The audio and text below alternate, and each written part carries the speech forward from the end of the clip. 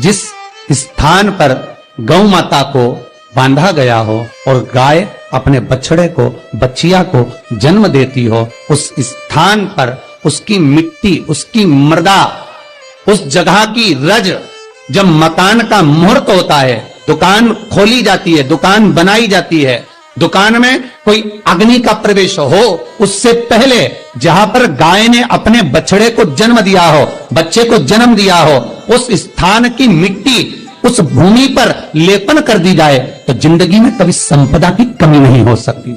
ये दूसरी मृदा स्कंद पुराण वर्णन करती है, धेनु मानस वर्णन करती। दूसरी गीता प्रेस गोरखपुर का गो अंक वर्णन करता है, जहां पर गौ माता बंदी हो, जहां पर गौ माता नित्य स्मरण करती हो और गाय के बच्चों का जन्म होता हो,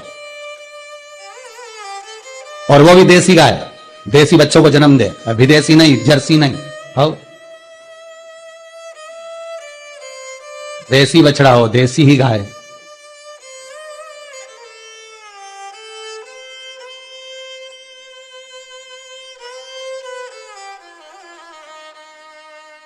महाराज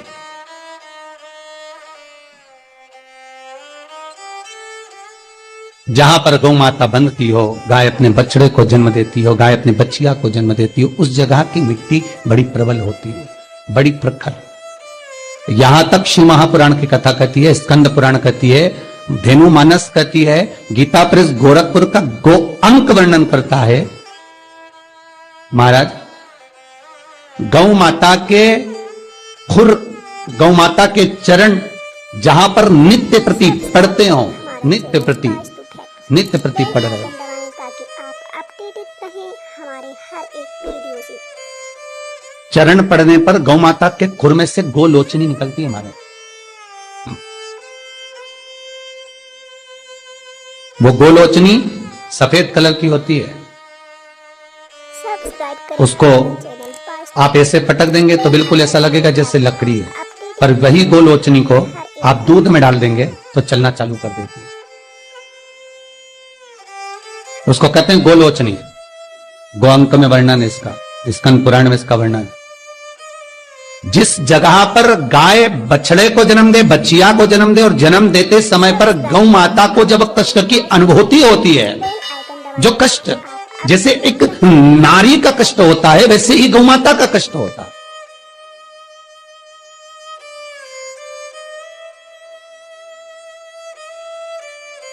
और वो कष्ट के समय पर खुर में से गौलोचनी गौ माता के कष्ट को हरने के लिए प्रकट होती है।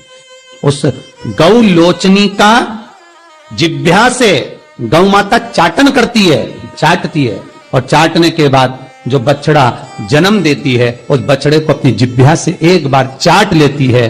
दुनिया में केवल एक गौ माता का बछड़ा ही ऐसा है कि वो गौलोचनी की जिह्वा से चाटने के बाद बछड़ा तुरंत उठ के खड़ा हो जाता है। दुनिया में एक शेर भी अपने बच्चे को जन्म दे, एक चीता भी अपने बच्चे को जन्म दे, भैंस भी अपने बच्चे को जन्म दे, एक कुत्ता भी अपने बच्चे को जन्म दे, दुनिया में कोई अपने बच्चे को जन्म देगा तो बच्चे को उठने में, संभलने में समय लगता है। पर दुनिया में केवल एक गौ माता ऐसी है कि गौ माता अपने बच्चे को जब जन्म देती है, जन्म देने के कुछ देर बाद जब वो गौ लोचनी की जिह्वा से चाट लेती है, बच्चा उठकर खड़ा हो जाता है। दुनिया में केवल एक गौ माता है। गौ लोचनी ढूंढो, हम ये नहीं कहते कि तुम गौ माता के पांव में ढूंढना प्रारंभ कर दो, आप तो मत ढूंढो। गौ लोचनी जहां गिरी है उस रज का भी बड़ा महत्व है, अर्थात गाय ने जहां बछड़े को जन्म दिया उस भूमि पर गौलोचनी पड़ी है, और वो गौलोचनी हमारे जीवन का सुख का अनुभव करा देती है। वो गौलोचनी हमारे जीवन का आनंद का अनुभव करा देती है। इसलिए शास्त्र कहता है कि नई दुकान बन रही हो, नया मकान बन रहा हो, महाराज नई कोई प्रॉपर्टी आपने खरीदी है और उसमें कोई व्यापार चालू करना चाहते हो, तो पहले गाय जहां पर बछड़ा बच्चिया को जन्म दिया हो, भले पहले दिया हो, पर जमीन तो वही है, रस तो वही है, वहां की मिट्टी का लेपन करने से वो सुख, वो आनंद, वो संपदा बढ़ जाती है। यहां तक शिव महापुराण की कथा कहती है, स्कंद पुराण यहां तक कहती है कि मान लो कोई नया मकान आप बना रहे हो और वास्तु वाले को दिखा कर बनाया है, तो भी उसमें कोई कमी अगर रह गई, क्योंकि आज वास्तु वाला नहीं बोलेगा तो 15 दिन बाद दूसरे वास्तु वाले को दिखाओगे, वो कह देगा इसमें ये गलती है, तीसरे वास्तु वाले को लगा वो कह देगा वो गलती है, और जिस वास्तु वाले से मकान बन रहा है वो तो क्या मैंने बढ़िया सब देख के बताया बनाया, एक एक वास्तु के हिसाब से बनाया, तुमने भले वास्तु के हिसाब से बनाया, तुमने भले वास्तु के हिसाब से बनाया, पर चैनल वास्तु जितने वास्तु वालों को बुलाओगे वो कुछ ना कुछ ऐब उसमें निकाल ही देंगे, ये पक्का वीडियो से निकालेंगे। तुम किसी को पत्रिका दिखाने चले जाओ, किसी को अपना हाथ दिखाने चले जाओ, तुम किसी से नक पूछने चले जाओ, तुम किसी वास्तुशास्त्री के पास चले जाओ, जब तक वो उसमें थोड़ा बहुत ऐब नहीं निकाले तो क्या मतलब कि उनकी राजनीति जो विद्या उसमें निकालना तो पड़ेगा ना। रहे हमारे हर एक वीडियो से। थोड़ा बहुत भय तो उत्पन्न करना पड़ेगा ना। पर शिव महापुराण कहती है कि शंकर के पास आने के बाद कोई भय की बात होना ही नहीं चाहिए, कुछ भी नहीं। सब्सक्राइब करें क्या दुख, क्या तकलीफ, क्या कष्ट, अगर शंकर का अनुमोदन कर रहे हो, शिव का स्मरण कर रहे हो, तो फिर सोचना नहीं है, जो होगा शंकर करेगा वो होगा। अगर किसी व्यक्ति को चर्म रोग हो गया, कुष्ठ रोग हो गया, चमड़ी सफेद पड़ गई, रोग समाप्त नहीं हो रहा, बढ़ते जा रहा है, औषधियां आपने बहुत कर ली, तो 3 जगह की मिट्टी आपको फल प्रदान करेगी।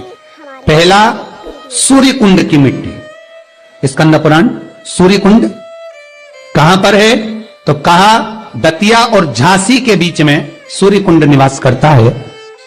उस सूर्य कुंड की मिट्टी को लाकर जिस व्यक्ति को कुष्ठ रोग हो गया हो, शरीर की चमड़ी सफेद पड़ गई हो, स्कंद पुराण कहती है सूर्य कुंड की मृदा लगा लेने से 5 से 7 दिन में रोग समाप्त होने लगता है महाराज।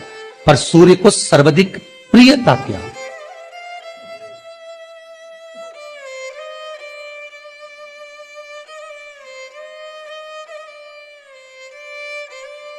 सब्सक्राइब करें हमारा चैनल। सर्वाधिक प्रियता सूर्य को क्या, आप अपडेटेड क्योंकि सूर्य तपता है, तो उस तपन को मिटाने के लिए सूर्य देवता के शरीर पर गाय का घृत मला जाता, जैसे शनि को तेल लगाया जाता है, सूर्य को घृत मला जाता। इसलिए सूर्य कुंड का एक नियम है कि सूर्य कुंड पर से अगर हम मिट्टी लेकर आते हैं, शरीर पर लगाने के बाद जब शरीर का चर्म रोग समाप्त हो जाए, सफेद चमड़ी अपने वापिस रंग में आ जाए, तब आप जितनी कामना कर कर आते हैं उतना घी उस सूर्य कुंड के पास में डालना पड़ता है। 1 किलो, 2 किलो, आधा किलो, 250 ग्राम, 25 ग्राम, 50 ग्राम, जो आपने कामना करी है उतना चढ़ाना, पर वो घी गाय का होना चाहिए।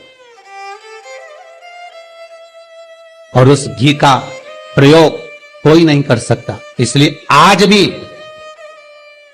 स्कंद पुराण में तो केवल सूर्य कुंड का वर्णन है, घृत का वर्णन है, पर स्थान आज भी झांसी और दतिया के बीच में जो सूर्य कुंड विराजमान है, आज भी वहां पर कुंड के पास में एक घी का कुआं है जिसमें घी डाला जाता है, पर उस घी का प्रयोग कोई दुनिया का व्यक्ति नहीं कर सकता। जो करता है वो शरीर में फफोले पड़ जाते हैं और बाद में सड़कर मर जाते हैं। हमारा channel Vastu fact, bell icon दबाएं ताकि आप अपडेटेड रहें। घृत है, पर गंध नहीं, घृत है। 3 जगह की मृदा जीव को सुख का अनुभव कराती है। पहला सूर्य कुंड। महाराज श्री शिवाय नमस्तुभ्यं, श्री शिवाय नमस्तुभ्यं, श्री शिवाय नमस्तुभ्यं।